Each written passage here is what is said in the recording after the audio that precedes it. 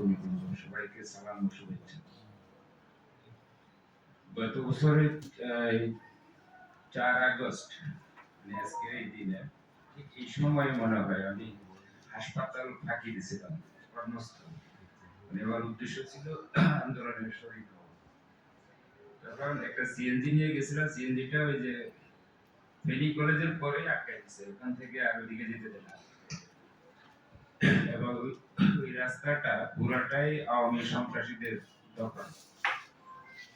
তখন আমি দিঘির পাড় দিয়ে হেঁটে হেঁটে যাচ্ছিলাম। আমি একটা প্রচন্ড ভয়ে ছিলাম যে আমি ওদের সবাইকে চিনি, ওরাও আমাকে চিনি, এবং ওদের চরিত্রে কোনো ঠিক নাই যে একটু যদি কিলঘুষি লাগাইতে। তারপরে হেঁটে হেঁটে মডেল থানার সামনে দিয়ে ডাক্তারবাড়ার ভিতর দিয়ে রিক্সা নিয়ে গেছি আমরা ইয়েতে মহিপাল।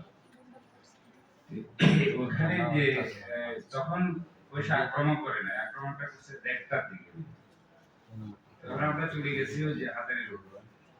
এরপরে বিকালে 4টার দিকে জেডিও মডেল হাসপাতালের সামনে আন্দোলনকারী ছাত্ররা অবস্থান নিচ্ছে। আমরা ওখানে ওদেরকে একটু খাবার সরবরাহ করতে চেষ্টা করছিলাম। আমাদের যে কুলিং কর্নার ছিল হাসপাতালে, কিন্তু ওই যে মুগ্ধর মতো যে পানি রাখবে পানি, ওদেরকে আমরা যে খাবারে দিই ওরা কয় যে আঙ্কেল শুধু পানি, মানে ওদের ডিমান্ড হলো শুধু পানি। আন্দোলনটা এরকম ভয়াবহ ছিল। আর এদের হাতে যে অস্ত্র ছিল এটা চোখে না দেখলে বিশ্বাস করা যাবে না। এবার আসি আমরা জুলাই আন্দোলনের একটু পিছনে ফিরে। আমরা এতক্ষণ যে প্রামাণ্য চিত্র দেখলাম, পাকিস্তানি হানাদাররা 24 বছরের আমাদের শোষণ নির্যাতনের ফলাফল হলো একাত্ম, আর আওয়ামী ফ্যাসিস্টের এই 17 বছরের অত্যাচার নির্যাতনের চিত্র হলো এই জুলাই 24। আমাদেরই এক বন্ধু যে তৎকালীন প্যানেল 18 সালের নির্বাচনের পরে বলতেছিল যে মির্জা ফখরুল তো বলছে ফরজের নামাজের পড়ে সবাই ভোট কেন্দ্রে চলে যেতে, আমরা তো তাহাজ্জুদ পড়ে সব ভোট নিয়ে নিছি। হা হা করে অট্টহাসি হায়নাতুর মতো হাসতেছে।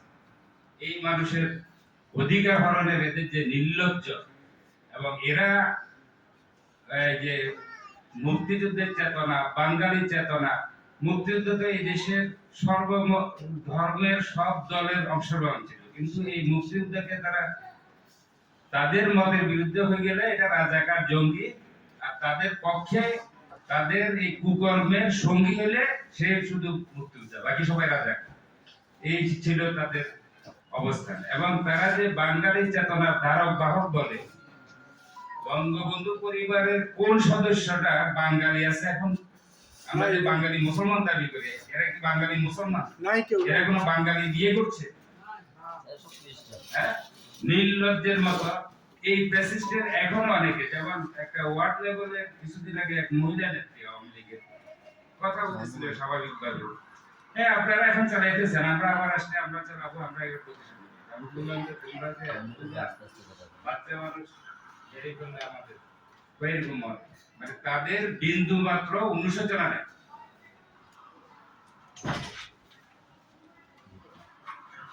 এদের থেকে এই 71-এর স্বাধীনতা যুদ্ধকে ওরা যখন কুক্ষিগত করছিল, চেতনা ব্যবসা শুরু করছিল, ঠিক একইভাবে জুলাই আন্দোলনে কিন্তু সর্ব দল মতের ছিল।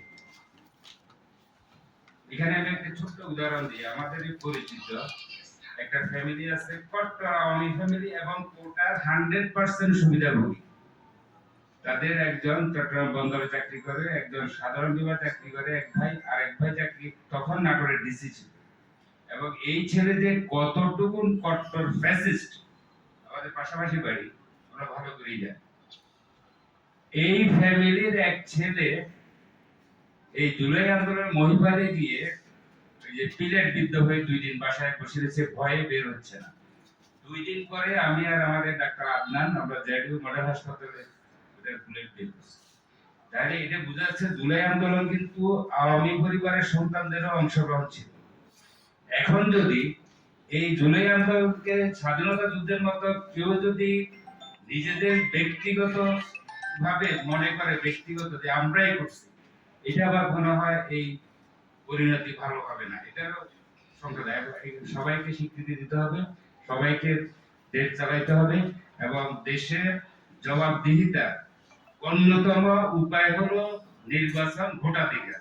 এইটাকে বন্ধ করে আপনি যত কিছুই করেন, আপনি ভোট জমায় রাখতে পারবেন না এবং কারো পরিণতি ভালো হবে না।